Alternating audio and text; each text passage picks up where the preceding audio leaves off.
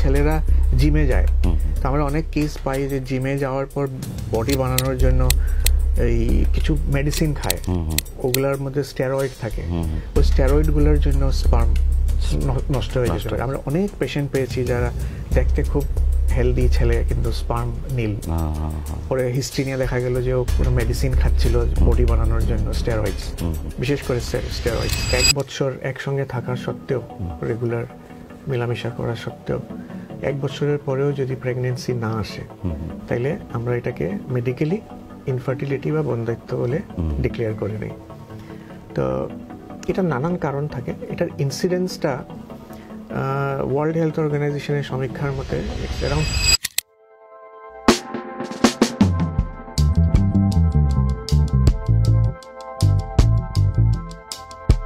নমস্কার, বার্তালিপির বার্তালাপ অনুষ্ঠানে আপনাদের সবাইকে স্বাগত জানাচ্ছি। আজ আমাদের স্টুডিওতে রয়েছেন একজন বিশেষ অতিথি। তার সঙ্গে পরিচয় করিয়ে দেওয়ার আগে এই অতিথির সঙ্গে আমরা জানিয়ে কথা বলবো সেই প্রসঙ্গটা আপনাদের বলে দিচ্ছি। আজকাল একটা বড় সমস্যা হয়ে দাঁড়িয়েছে সমাজের, সেটা হলো বন্ধ্যাত্ব সমস্যা। যারা দম্পতি রয়েছেন তাদের ঘরে যদি সন্তান না আসে বা যখন আসে না, তখন তা নিয়ে নানা প্রশ্নের মুখোমুখি হতে হয়, নানা ডিপ্রেশনের মুখোমুখি হতে হয়, নানা সামাজিক কথাবার্তার মুখোমুখি হতে হয়। কিন্তু এটা পুরোপুরি চিকিৎসা শাস্ত্রের একটা ব্যাপার, কিন্তু তার সঙ্গে অনেক মিথ, অনেক কিছুই জড়িয়ে থাকে, অনেক আশা আকাঙ্ক্ষা জড়িয়ে থাকে। ফলে এটা একটা গুরুত্বপূর্ণ বিষয় হয়ে দাঁড়ায় দাম্পত্য জীবনের। তাই আজ আমরা মূলত এ বিষয় নিয়েই কথা বলবো। Fertility specialist doctor Mujibur Rahman, তিনি মূলত শিলচরের সন্তান, কিন্তু এই মুহূর্তে প্রতীক্ষা হসপিটাল গুয়াহাটির সঙ্গে তিনি জড়িয়ে রয়েছেন ওতপ্রোতভাবে। দীর্ঘদিন ধরে এই পেশার সঙ্গে জড়িত এবং একজন অভিজ্ঞ মানুষ। আমরা স্যারের সঙ্গে কথা বলবো। স্যার, ইনফার্টিলিটি, বন্ধ্যাত্ব সমস্যা, এ নিয়ে যদি এটা কি এবং কেন হয় সেই বিষয়ে যদি আপনার থেকে জানতে পারি। প্রথমে আমি বলে দিই বন্ধ্যাত্বর ডেফিনেশনটা কি। আচ্ছা, তো এটা হচ্ছে যখন একজন ম্যারিড কাপল 1 বছর একসঙ্গে থাকার সত্ত্বেও, রেগুলার মেলামেশা করা সত্ত্বেও 1 বছরের পরেও যদি প্রেগনেন্সি না আসে, তাইলে আমরা এটাকে মেডিকেলি ইনফার্টিলিটি বা বন্ধ্যাত্ব বলে ডিক্লেয়ার করে নিই। তো এটা নানান কারণ থাকে। এটার ইনসিডেন্সটা ওয়ার্ল্ড হেলথ অর্গানাইজেশনের সমীক্ষার মতে ইটস অ্যারাউন্ড 10%, কিন্তু আমাদের নর্থ ইস্টার্ন রিজনে হয়তো এটা আরও বেশি হতে পারে। এখন পর্যন্ত কোনো হয় নাই, সমীক্ষা হয় নাই, কিন্তু আমরা ডেইলি বেসিসে আমরা দেখতেছি যে এটার ইনসিডেন্স আরও অনেক বেশি হতে পারে। তো এটা 10% যেটা বলেছে, এটা হচ্ছে ইন্টারন্যাশনাল ফিগার। তো আমরা রিসেন্টলি একটা কাজ আরম্ভ করেছি যে আমরা ইনসিডেন্সের হারটা নর্থ ইস্ট রিজন স্পেসিফিক কিছু কাজ করছি। আমরা তখন রেজাল্টটা আরও বছরখানেক পরে জানতে পারবো যে অ্যাকচুয়ালি ইনসিডেন্সটা কত। তো প্রথম যখন কোনো দম্পতি আসেন আপনাদের এখানে, মূলত আপনারা তাদের একটু সময় দেন, বিভিন্ন টেস্ট দেন এবং মোটামুটি 1 বছর হলে পরে তারপর বন্ধ্যাত্ব কি না সেটা ডিক্লেয়ার করেন। আচ্ছা, এই যে কি কি কারণে এটা হচ্ছে বলে মনে হয়, কজেসগুলো? বন্ধ্যাত্বর অনেকগুলো কারণ হতে পারে। তো প্রাইমারিলি আমরা কারণগুলোকে দুটো ভাগে ভাগ করে নিই। একটা হচ্ছে মেল ফ্যাক্টর ইনফার্টিলিটি, মানে পুরুষজনিত ইনফার্টিলিটি, আর একটা হচ্ছে মহিলা ওয়াইফ কজ হতে পারে। তো আগে কি ধারণা ছিল যে বন্ধ্যাত্ব মানে শুধু মেয়েদের উপর চাপিয়ে দেওয়া হতো, যে বন্ধ্যাত্ব মানে মেয়ের কিছু আছে, ওকে সোশ্যালি অস্ট্রাসাইজ করে দিত। তো এটা তুমি ঠিকই বলেছো, এটা মেডিকেল প্রবলেম যদিও এটা একটা সোশ্যাল প্রবলেম হয়ে দাঁড়িয়েছে। তো বন্ধ্যাত্বর কারণে অনেক মহিলাদের অনেক নির্যাতন ফেস করতে হয়, সোশ্যালি অস্ট্রাসাইজ করে দেওয়া হয়, কোনো অনুষ্ঠানে পার্টিসিপেট করতে দেওয়া হয় না, ফ্যামিলির মেম্বার্সরা করে। তারপর যারা এই সমস্যায় ভোগেন তারা কোনো জায়গায় যেতে চান না, কারণ লোকজন প্রশ্ন করে। তো এটা একটা social problem, genuine social problem. আর এটার সাইকোলজিক্যাল ইম্প্যাক্ট অনেক বেশি, খুব বেশি হয়। অনেক পেশেন্ট, অনেক ভদ্রমহিলারা যারা প্রলং ইনফার্টিলিটিতে ভুগছেন তারা দেখা গেছে যে in future psychological abnormality, depression, anxiety, panic attacks এগুলোতে ভুগেন। তো যাই হোক, কারণটা আমি দুই ভাগে ভাগ করি, একটা হচ্ছে মেল ইনফার্টিলিটি, একটা হচ্ছে ফিমেল ইনফার্টিলিটি। এখন দেখা গেছে যে ইনসিডেন্স যদি আপনি বলেন, দেখা গেছে এটা 50-50। এখন রিসেন্ট যে ইনভেস্টিগেশন প্রোটোকলগুলো এসছে, দেখা গেছে 50% কজ থাকে পুরুষের আর 50% কজ থাকে মহিলাদের। তো এই কথাটা যে শুধু মহিলারে দোষ, সেটা এখন আর এটা অ্যাকসেপ্টেবল না। তো পুরুষজনিত অনেক কারণে আছে, যেমন কি পুরুষের সবচেয়ে ইম্পর্টেন্ট আমরা যেটা দেখি সেটা হচ্ছে মেলের স্পার্মটা। এখন দেখা গেছে যে মেলের স্পার্মের যদি একটা পার্টিকুলার কাউন্ট আছে, যেমন ধরুন যেটাকে স্পার্ম কাউন্ট বলে, তো এটা ওয়ার্ল্ড হেলথ অর্গানাইজেশন এটা ফিক্স করে দিয়েছে যে এটা 15 মিলিয়ন পার ml হতে লাগে, এর উপরে হতে লাগে। অনেকের যদি 15 মিলিয়নের কম থাকে তাহলে এটাকে অ্যাবনর্মাল বলে বলা হয়। যেমন করে মরফোলজি, ওই স্পার্মগুলোর মুভমেন্ট একটা থাকে, ওটারও একটা পার্সেন্টেজ নির্ধারিত করা হয়েছে। মরফোলজি, স্পার্মগুলো মাইক্রোস্কোপের নিচে দেখতে কিভাবে, ওটারও একটা পার্সেন্টেজ নির্ধারিত করেছে। তো ওই সবগুলো আমরা চেক করে দেখি সব ঠিক আছে কিনা। একজন দাম্পত্য যখন আমাদের কাছে আসে, তখন হাজব্যান্ড ওয়াইফ দুজনেরই আমরা টেস্ট করি, শুধু একজনের নয়। সাইমালটেনিয়াসলি আমরা মহিলারও সব প্রিলিমিনারি বেসিক টেস্ট যেগুলো, সেগুলোর মধ্যে পরে ধরো তোমার একটা সোনোগ্রাফি করে নিই, দেখি কোনো কিছু সিস্ট বা কি আছে কিনা, ওর ভালো করে হিস্ট্রি নিয়ে নিই, ওর মেনস্ট্রুয়াল হিস্ট্রি এগুলো। তারপরে ওর হরমোনাল ইভ্যালুয়েশন একটা করা হয়, যে ওর AMH লেভেল, প্রোল্যাকটিন, থাইরয়েড, এগুলো ঠিক আছে কিনা। তো এগুলা বেসিক প্রোটোকল যেগুলো ইনভেস্টিগেশনের, ওগুলো করে তার মধ্যে যদি কোনো কারণ পাওয়া যায়, তখন ওটাকে পার্টিকুলার ওই অ্যাসপেক্টটাকে রেখে ট্রিটমেন্টটা স্টার্ট করা হয়। আর মূলত ইনভেস্টিগেশন যেগুলো হয় ছেলেদের ক্ষেত্রে কি হয়? ছেলেদের ইনভেস্টিগেশনটা খুব সহজ, শুধু স্পার্ম অ্যানালাইসিসটা করে। যদি স্পার্মে যদি দেখা যায় যে ওর অনেকের দেখা যায় যে স্পার্ম নীল থাকে, ওটাকে বলে এজোস্পার্মিয়া, তখন আমরা আরো ফার্দার ইনভেস্টিগেশন করি, যেমন ওটার কারণ বের করতে হয় যে ওর স্পার্ম কাউন্টটা নীল কেন। তো ওটার ক্ষেত্রে আমরা আরো কিছু ব্লাড টেস্ট, কিছু সোনোগ্রাফি, তো পেশেন্টের হরমোনাল প্রোফাইল, এগুলো আমরা দেখি, কারণটা বার করি যে কিসের জন্য এজোস্পার্মিয়া হচ্ছে, বা স্পার্ম কাউন্ট অস্বাভাবিকভাবে যদি কম থাকে, সেটাও কিছু ইনভেস্টিগেশন আরো ফার্দার করে দেখি যে কি কারণে এটা হচ্ছে। আজকাল দেখা গেছে যে স্পার্ম কাউন্ট আর মরফোলজি কমার মেইন কারণ হচ্ছে পুরুষদের ক্ষেত্রে এটা হচ্ছে স্মোকিং আর টোব্যাকো। এই দুইটা জিনিসে খুব বেশি এফেক্ট করে আর কি। তারপরে হচ্ছে লাইফস্টাইল, অনেক ফাস্ট ফুড, তারপরে তৈলাক্ত জাতীয় জিনিস খাওয়া, ওবেসিটি, ডায়েট ঠিক মতো না নেওয়া, এসব কারণেও স্পার্মের উপরে ডিরেক্টলি এফেক্ট পড়ে। সেই রকম মহিলার ক্ষেত্রে আমরা যখন প্রিলিমিনারি টেস্টগুলোতে আমরা যখন দেখি যে সব ঠিক আছে, তারপরে যদি দেখি কিছু একটা অ্যাবনর্মাল বেরিয়ে আসছে, তার মধ্যে টিউবসটা ব্লক আছে, বা হরমোনাল অ্যাবনর্মালিটি আছে, বা অন্য কোনো অসুবিধা ধরা পড়েছে ইনভেস্টিগেশনে, তখন ওকে আরো ফার্দার কিছু ইনভেস্টিগেশনের জন্য পুট আপ করা হয়। স্যার, একটা প্রশ্ন আপনাকে করতে চাইব যে ইদানিং সোসাইটিতে আমাদের বিশেষ করে ভারতবর্ষে এই প্রবণতাটা ইদানিং কালে বেড়েছে যে একটু দেরিতে পড়াশোনা শেষ করে বিয়ে করা, একটু লেট। মেয়েদের ক্ষেত্রেও আজকাল এই রিল্যাক্সেশন হচ্ছে। আগে মেয়েদেরকে খুব ছোট সময় বিয়ে দিয়ে দেওয়া হতো, 18 হলেই দিয়ে দেওয়া হতো। এখন মেয়েরাও স্বাবলম্বী হতে চাইছে, হচ্ছেও, এবং ছেলেদের ক্ষেত্রেও ছেলে আগে এস্টাবলিশ হোক। এই যে দেরিতে বিয়ে করার প্রবণতার ফলে কি কোনো এগুলোতে এফেক্ট হয়? এটা খুব সুন্দর প্রশ্ন। এটা নিয়ে আমরা এখন ফাইট করছি। এখন দেখা গেছে যে one of the important cause of female infertility is reduced amount of egg reserve। ডিম্বাশয়তে যে ডিম্বাণুগুলো থাকে, এটা একটা জন্মতে একটা পার্টিকুলার নাম্বার অফ ডিম্বাণু নিয়ে জন্ম হয় একজন মহিলা। তো প্রত্যেক মাসে একটা ডিম্ব ফর্ম হতে থাকে, আর এটা নষ্ট হতে থাকে। তো দেখা গেছে যে এটার পিক হচ্ছে ধরুন অ্যাডোলেসেন্ট পিরিয়ড থেকে স্টার্ট হয়, অ্যারাউন্ড 14-15 ইয়ার্স থেকে এটা প্রোডাকশন ম্যাক্সিমাম স্টার্ট হয়, আর আফটার 35 ইয়ার্স অফ এজ এটা আস্তে আস্তে ডিক্রিজ হতে শুরু করে। অ্যারাউন্ড 40 তো সাংঘাতিকভাবে ডিক্রিজ করে। আর সবচেয়ে প্রবলেমেটিক কথা যেটা হলো এটা হলো এটাকে রিভার্স করার আর কোনো উপায় নেই। এটা বায়োলজিক্যাল জন্মগত একটা জিনিস যেটা একবার কমে আসে, এটাকে আবার বাড়ানোর কোনো মেডিকেল সায়েন্স এখন পর্যন্ত সাকসেসফুল হয়। শরীরের ত্বকের মতো, ত্বক একবার যেরকম শেষ হয়ে গেলে তারপরে আর এটা রিভার্স করা যায়, আমরা বায়োলজিক্যাল ক্লক বলি। তো ওইটা এখন কি হচ্ছে, আগে তো খুব কম বয়সে বিয়ে হয়ে যেত, 20 ইয়ার্স 25 ইয়ার্সের ভিতরে বিয়ে হয়ে যেত। এখন যেহেতু সোসাইটি অ্যাডভান্স হয়েছে, এডুকেশনালি মেয়েরা অনেক এগিয়ে, তো তারা কি করে এখন, প্রথম কথা হচ্ছে তারা তাদের ম্যারেজটাকে পোস্টপোন করে, যে আমি আগে পড়াশোনা শেষ করে নেই, পড়াশোনা শেষ করার পরে ভাববে যে একটা চাকরি করে নেই, তারপরে বিয়ে করব। তো বাই দিস টাইম ওরা অলরেডি 35 এর আশেপাশে চলে যায়। তারপরে বিয়ে হয়, বিয়ে হওয়ার পরে আবার 1-2 বছর ভাবে যে না এখন ফ্যামিলি করব না, আরো 1-2 বছর আরো ওয়েট করি।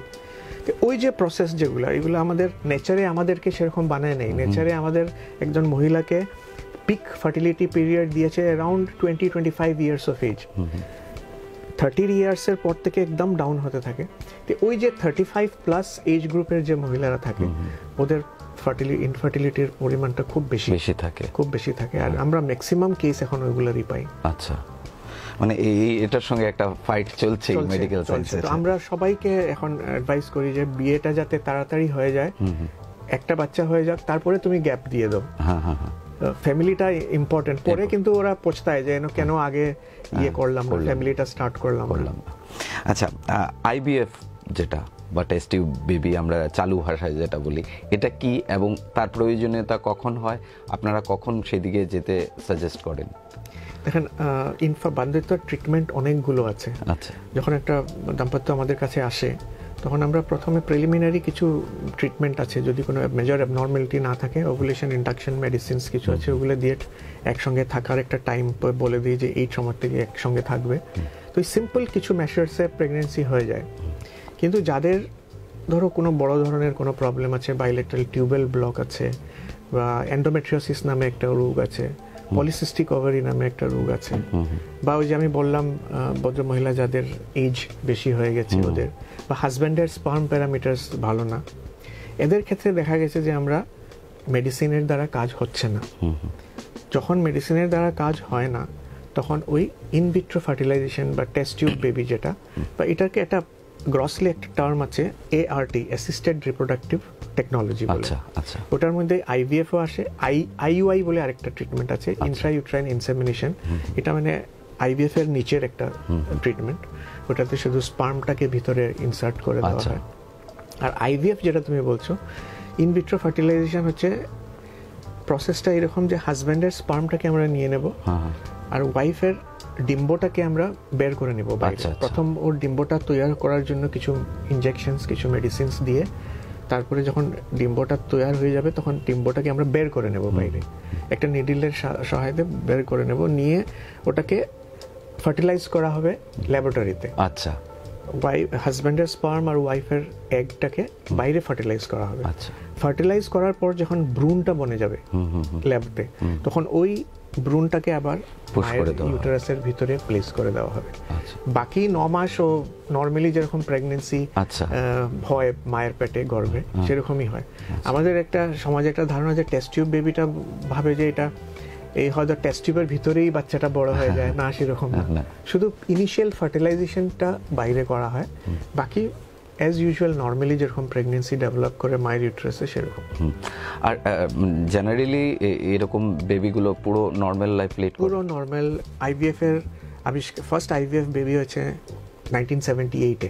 আচ্ছা, 78 ইংরেজিতে, এডওয়ার্ডস অ্যান্ড স্টেপটো ওরা করেছিলেন। এখন প্রায় 2024-এ millions of babies all around the world. তো আগে যখন স্টার্ট হয়েছিল আইভিএফটা, তখন সবাই একটাই আশঙ্কা ছিল যে বেবিগুলো কি হবে, কোনো ডিফেক্ট হবে কিনা। এখন এত মিলিয়ন বেবি হওয়ার পর রিসার্চ করে দেখা গেছে যে নর্মাল প্রেগনেন্সি আর আইভিএফ প্রেগনেন্সির মধ্যে কোনো ডিফারেন্স নেই কনজেনাইটাল অ্যানোমালি। পুরো নর্মাল লাইফ। আচ্ছা আচ্ছা, এখানে প্রসঙ্গক্রমে আরেকটা কথা বলতে চাইবো। একটা সিনেমা এসেছিল সালমান খান, রানী মুখার্জি এবং প্রীতি জিন্টা। সিনেমাটার নাম চোরি চোরি চুপকে চুপকে। ওইখানে সারোগেসির একটা প্রসেস দেখানো হয়েছিল। তখন ব্যাপারটা অনেকের কাছেই অবাস্তব ঠেকেছিল, কিন্তু দিন দিন তারও প্রবণতা বাড়ছে। এবং আপনারা দর্শকরা জেনে খুশি হবেন, আসামে যখন প্রথম সারোগেসির ব্যাপারটা হয় তখন স্যার নিজে ওই কেসের সঙ্গে জড়িত ছিলেন। সেটার নাম আমরা উচ্চারণ করব না, বা সময়কালও হয়তো স্যার বলতে চাইলে বলবেন। স্যার, এটা কি এবং প্রবণতা কিভাবে বাড়ছে, এবং সারোগেসিটা মানে আজকাল কিভাবে আপনারা কখন সাজেস্ট করছেন? সারোগেসি একটা খুব ইন্টারেস্টিং কনসেপ্ট।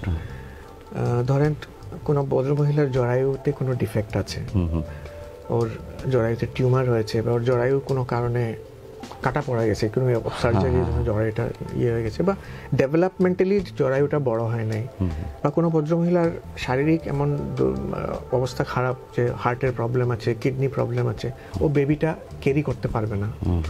তো ওইসব মায়েদের একটা উপায় আছে যে ওদের এগটা নিয়ে, হাজব্যান্ডের স্পার্মটা নিয়ে আমরা এমব্রায়োটা উনার গর্ভতে না দিয়ে একজন ভাড়াটিয়া মহিলা, একজন থার্ড পারসন, একজন মহিলাকে আমরা ঠিক ফিক্স করব যে এই ভ্রূণটা তোমার ভিতরে আমরা প্লেস করব, বাচ্চাটা তোমার গর্ভে হবে, তারপরে বাচ্চাটাকে যখন ডেলিভারি করবে তখন অরিজিনাল বায়োলজিক্যাল প্যারেন্টসের হাতে তুমি দিয়ে দেবে। তো ওই কনসেপ্টটা হচ্ছে সারোগেসি। তো এটা ইনিশিয়ালি অ্যালট্রুইস্টিক ভাবে স্টার্ট করা হয়েছিল, যে ধরেন কোনো পয়সার লেনদেন হতো না, শুধু যে ট্রিটমেন্টের যা খরচ তাদের দেওয়া হতো। কিন্তু লেটলি এখন কমার্শিয়াল সারোগেসিটা স্টার্ট হয়ে গেছে। তো আমাদের কাছে অনেক পেশেন্ট আছে যারা সারোগেটের জন্য তো আমরা এখন প্রবলেম হচ্ছে সারোগেট মাদার পাওয়া যায় না এখন। তো আর গভর্নমেন্টও একটু স্ট্রিক্ট হয়ে গেছে সারোগেসির ব্যাপারে, যে কোনো ভদ্রমহিলাকে তুমি নিয়ে সারোগেসি করতে পারবে না। কিছু rules and regulations, ART act 2021-এ একটা অ্যাক্ট বিল একটা পাস করে অ্যাক্ট বানানো হয়েছে পার্লামেন্টে। আচ্ছা, তো এখন ওটা আমরা ফলো করি। আচ্ছা, তো ওটাতে অনেক কিছু লিগ্যাল প্রসেস আছে, এগ্রিমেন্ট ফর্ম সাইন করতে হয়, তারপরে সারোগেট মাদারের ইন্স্যুরেন্স করতে হয়, ওর পয়সার যাতে কোনো লেনদেন না হয়। যদিও উপরে উপরে এই পয়সার লেনদেনে হসপিটাল কোনো ধরনের ইনভলভ থাকে না, ওটা পার্টির মধ্যে হয়। আচ্ছা আচ্ছা, যে প্যারেন্টস হবে আর যে সারোগেট মাদার ওদের একটা প্যাক্ট হয়। যদি ওরা ফ্রিলি করতে চায় তাহলে খুবই ভালো, আর যদি পয়সার বিনিময় হয় এটা আন্ডার দ্য টেবল হয়, হসপিটাল এটার সঙ্গে কোনো জড়িত থাকে না। হসপিটালও সারোগেট প্রোভাইড করে না। আমরা বলি তুমি নিজে সারোগেট নিজে করো। আমি অনেক ফ্যামিলির করেছি, যখন সারোগেট মাদার নিজের ফ্যামিলিতে নিজের ভাবি বা নিজের বোন সারোগেট হয়েছে, ওগুলা হলে সবচেয়ে ভালো। আচ্ছা আচ্ছা, নিজের ফ্যামিলিতে হয়ে গেলে যেরকম কিডনি যেরকম নিজের ফ্যামিলিতে দিয়ে দেয় ওরকম। তো ওটা অ্যাকচুয়ালি ওই কনসেপ্টটা ক্লিয়ার হওয়া দরকার, যে ওই যে বাচ্চাটা ওর পেটে হবে, ওর নিজের কিছু যাবে না বেবিতে, নিজের কোনো জেনেটিক মেটেরিয়ালস ও বেবিতে যাবে না, এন্টায়ারলি ওর বায়োলজিক্যাল প্যারেন্টসের যে বেবি থাকবে, ওটার জেনেটিক্স বা সব কিছু ওর স্পার্ম আর এগ যার কাছ থেকে নেওয়া হয়েছে ওরই সব কিছু থাকবে। তবে এই যে সারোগেট মাদার যারা থাকে ওদের মধ্যে কি কোনো মাতৃত্ব ডেভেলপ করে, মানে 10 মাস একটা, ওইটা একটা খুব ওইটা খুব একটা লিগ্যাল আর এথিক্যাল আর মরাল কোয়েশ্চেন ছিল আর কি। তো ওটা নিয়ে অনেক ডিবেটও হয়েছে, যে ওই যে 9 মাস পেটে রাখবে, তারপরে একটা বন্ডিং হয়ে যাবে। তো আমরাও অনেক পেয়েছি সেরকম কেস, কিন্তু প্র্যাকটিক্যালি দেখতে গেলে সেই বন্ডিংটা এত বেশি থাকে না। ইনিশিয়ালি কিছুদিন থাকে, তারপরে হয়ে যায়। কারণ ওই যে ভদ্রমহিলা যারা সারোগেট হয় এদের কিন্তু ছেলেমেয়ে থাকে, আগের থেকেই ছেলেমেয়ে থাকে, 1 নম্বর। আর এটা ক্রাইটেরিয়া, ওদের ছেলেমেয়ে থাকতে হবে। ও আচ্ছা আচ্ছা, নাইলে ও বন্ডিংটা আরো বেশি স্ট্রং হয়ে যাবে। 2 নম্বর হচ্ছে ওদেরকে ব্রেস্ট ফিড করাতে দেওয়া হয় না। যখন ডেলিভারি হয়ে যায় তখন মার কাছ থেকে সেপারেট করে রাখা হয়। তার ব্রেস্ট ফিডিং করলেই এটা বেড়ে যায়, ইন্টিমেসিটা বেড়ে যায়। তো ওইটা একটা প্রবলেম। আর 3 নম্বর হচ্ছে যে ও আগে যখন সারোগেসি এগ্রিমেন্টে বসে তখন ওকে ভালো করে কাউন্সেলিং করানো হয়। আচ্ছা আচ্ছা, দেখো এই বাচ্চাটা তোমার না, তোমার শুধু তুমি ক্যারি করছো, তোমার গর্ভটা শুধু ওই বেবিটাকে বড় করার জন্য দেওয়া হচ্ছে। এর জন্যই মানে ফ্যামিলি সার্কেলে হলে এটা বেশি ভালো হয়। আচ্ছা আচ্ছা, বেশি ভালো। এই কাউন্সেলিং করার পর যখন ওরা ফুললি স্যাটিসফাইড হয়ে যায়, তখনই আর আমি প্র্যাকটিক্যালি এত বেশি অসুবিধা পাইনি, কারণ আমরা অনেক সারোগেসি করেছি, কারণ ওরা শুধু পয়সার জন্য করে। আচ্ছা, ওরা মেইন প্রফেশনাল। আমার দরিদ্র সীমার রেখার স্বাভাবিক, হ্যাঁ। তো ওরা পয়সাটা যখন পেয়ে যায় আর ভালো অ্যামাউন্টই পায়, তো পয়সা যখন পেয়ে যায় আর বাচ্চার ওদের আর ইয়ে থাকে না, বন্ডিংটা থাকে। বুঝতে পারছি স্যার। এই আপনাদের এই চিকিৎসা শাস্ত্রে আর কি কি মানে আসছে আগামীতে, ফিউচারটা কি? ফিউচারটা একদিকে খুবই হোপফুল আর একদিকে খুব ভয়ানক। আচ্ছা, এখন ওই যে আমি আইভিএফ টেকনিক বললাম, আইভিএফটা তো আমরা ল্যাবে জেনেটিক্যালি প্রিপেয়ার করি এমব্রায়োটাকে। এখন ফিউচারে দেখা গেছে যে যদি পজিটিভ দিকটা আমি প্রথম বলছি, তারপরে ভয়াবহ দিকটা বলবো। আচ্ছা, পজিটিভ দিকটা হচ্ছে যে ওই এমব্রায়োটাকে মধ্যে আমরা টেস্ট করে বুঝতে পারবো কোনো অসুখ বিসুখ আছে কিনা, জেনেটিক কোনো ডিজিজ আছে কিনা, বা অনেক ক্ষেত্রে এরকম হয় যে হাজব্যান্ডের ওয়াইফের একটা বংশগত রোগ আছে যেটা বাচ্চারও ট্রান্সমিট হতে পারে। তো এমব্রায়োটা ইমপ্ল্যান্ট করার আগে ওই ল্যাবে আমরা ওই এমব্রায়োটাকে টেস্ট করে ও জেনেটিক এডিটিং করতে পারি। আচ্ছা, যে ওর যদি কোনো অসুখ থাকে, ক্রোমোজোমাল অ্যাবনর্মালিটি থাকে, তো ওই জিনটাকে আমরা অল্টার করে হেলদি জিনটাকে ইনসার্ট করে একটা হেলদি এমব্রায়ো ইমপ্ল্যান্ট করতে পারি। তো ওই বাচ্চাটার কোনো অসুখ আর হবে না ফিউচারে। এটা হচ্ছে পজিটিভ দিক। এটা নিয়ে কাজ চলছে, এখনো এত বেশি হয় নাই। খারাপ দিকটা হলো এখন কিছু অসাধু ব্যক্তিরা, সায়েন্টিস্টরা, স্পেশালি চায়নাতে আরম্ভ হয়েছিল 2016-17 একজন সায়েন্টিস্ট উনি স্টার্ট করেছিলেন, ওটাকে বলে ডিজাইনার বেবিজ। তো প্যারেন্টসরা এসে বলে আমার বাচ্চাটাকে এরকম হাইট করাতে হবে, ওর গায়ের রংটা এরকম ফর্সা করে দেবে, চুলগুলো এরকম করবে, ওর দেখতে এরকম হবে। তো আজকাল কি হয়, আমাদের তো সব জেনেটিক্যালি প্রিডিটারমাইন্ড থাকে, ওই জিনটাকে ম্যানিপুলেট করে দিতে পারা যায়। এটা পসিবল। আচ্ছা, ওই এমব্রায়োটাকে ট্রান্সফার করার আগে আমাদের সাপোজ স্কিনের কালারটা হোয়াইট দরকার, তো যে জিনটা স্কিনের কালার ডিটারমাইন করে একজন মানুষের, ওই জিনটাকে ওরা অল্টার করে দেবে। অল্টার করে ওটা লাগলে ওটা একটা জিন অল্টারেশন বা এডিশন করে দেবে, যাতে বাচ্চা যেটা হয় এটা পুরো ফর্সা হয়ে যায়, বা চুলের রং ব্রাউন করতে হয়, বা চোখের রংটা ব্লু করতে হয়। এতটুক পর্যন্ত ওরা চিন্তা ভাবনা করেছে যে ইভেন ওর মেধা, ওর ইন্টেলিজেন্সটাকেও, যেটা জিনেটিক রেসপন্সিবিলিটি থাকে যে জিনের, ওই জিনটাকেও তারা অল্টার করার চেষ্টা স্টার্ট করেছিল। তো ওইটা হওয়ার পরে এটা ওয়ার্ল্ড ওয়াইড একটা আপ্রোর সৃষ্টি হয়েছিল যে এটা করা উচিত না, কারণ ভগবানের যেটা দেয় সেটাই আমরা অ্যাকসেপ্ট করা উচিত। তো যার ফলে এখন ব্যান, পুরো ওয়ার্ল্ডে ব্যান করা হয়েছে। কিন্তু হয়তো ব্যান হলেও কিছু ভিতরে হয়তো এখনো চলছে, কিন্তু আমাদের ভারতে এখন এসব হয় না, এটা হয় না।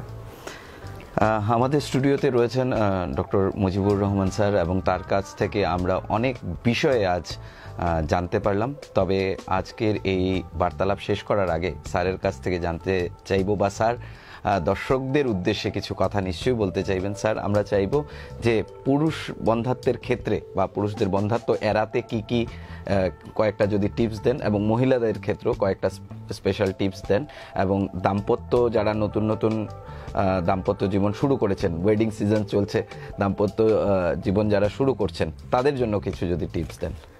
সবচেয়ে প্রথম কথা হচ্ছে পুরুষদের জন্য আমি বলবো, যারা tobacco in any form, either smoking করুক বা গুটকার ফর্মে হোক বা খৈনি যেটা বলি আমরা ওইটা হোক, এটা টোটালি হার্মফুল, কারণ ওইটা স্পার্মটাকে ডিরেক্টলি টক্সিক, মানে মেরে ফেলে। ওইটা এটা সায়েন্টিফিক্যালি প্রুভড, এক নম্বর। 2 নম্বর হচ্ছে আজকাল ছেলেরা জিমে যায়, তো আমরা অনেক কেস পাই যে জিমে যাওয়ার পর বডি বানানোর জন্য এই কিছু মেডিসিন খায়, ওগুলোর মধ্যে স্টেরয়েড থাকে, ওই স্টেরয়েডগুলোর জন্য স্পার্ম নষ্ট হয়ে যেতে পারে। আমরা অনেক পেশেন্ট পেয়েছি যারা দেখতে খুব হেলদি ছেলে কিন্তু স্পার্ম নীল, পরে হিস্ট্রি নিয়ে দেখা গেল যে ও কোনো মেডিসিন খাচ্ছিল বডি বানানোর জন্য, স্টেরয়েডস, বিশেষ করে স্টেরয়েডস। মহিলার ক্ষেত্রে ওবেসিটিটা যাতে, মোটাপা যাতে না হয়, ফাস্ট ফুডের বারণ করা, কারণ ফাস্ট ফুডে ওয়েট ইনক্রিজ করে, হরমোনাল ইমব্যালেন্স করে। পলিসিস্টিক ওভারি ডিজিজ বলে একটা ডিজিজ খুব কমন এখন, মেনস্ট্রুয়াল ইরেগুলারিটি হয়, এগ ফর্ম হয় না, তো ওইগুলা পালন করা উচিত। আর সবচেয়ে ইম্পর্টেন্ট কথা হলো টাইমলি যাতে ম্যারেজটা হয় আর ফ্যামিলিটা যাতে টাইমলি স্টার্ট করা হয়।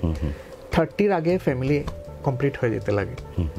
আর নবদম্পতির জন্য, যারা নিউলি ম্যারিড, তাদের জন্য কি সাজেশন? নবদম্পতির জন্য সবচেয়ে ফার্স্ট আমি বলবো যে পোস্টপোন করবেন না প্রেগন্যান্সিটা। কারণ অনেকের এই ধারণা যে আমরা প্রথম 1-2 বছর আমরা এনজয় করব, তারপরে কিন্তু ওইটা নিয়ে পরে ভুগতে হয়, 1 নম্বর। 2 নম্বর কথা হচ্ছে যদি বাই চান্স আপনি প্রেগন্যান্সি এসে যায় তো ওটাকে নষ্ট করাবেন না, কারণ একবার অ্যাবর্শন করার পর ওটার পরিণাম অনেক খারাপ হতে পারে। অ্যাবর্শন করার পর টিউবেল ব্লক হয়ে যেতে পারে, ভিতরে ইনফেকশন হয়ে যেতে পারে, যার জন্য আর কোনোদিন মা নাও হতে পারে। তো এর জন্য নষ্ট করাবেন না, কোনো প্রেগনেন্সি হয়ে গেলেও এটাকে রেখে দেবেন। আর যদি কোনো কারণে কন্ট্রাসেপটিভ মেজার্স নিতে হয়, যে আমি কয়েকদিন আমি আমার গ্যাপিং করব, তখন আপনি গাইনোকোলজিস্টের সঙ্গে দেখা করবেন। দেখা করে ভালো মেডিসিন আছে যেটা দিয়ে আপনি কন্ট্রাসেপশন করতে পারবেন সেফলি। অসংখ্য ধন্যবাদ স্যারকে। আজ আমাদের সঙ্গে স্টুডিওতে অনেক কিছু তার পরামর্শ আমরা জানলাম, তার কাছ থেকে অনেক কিছু জানার ছিল যেটা জানলাম। আশা করি দর্শকরাও এর থেকে উপকৃত হয়েছেন। স্যার, আমাদেরকে সময় দেওয়ার জন্য অসংখ্য ধন্যবাদ।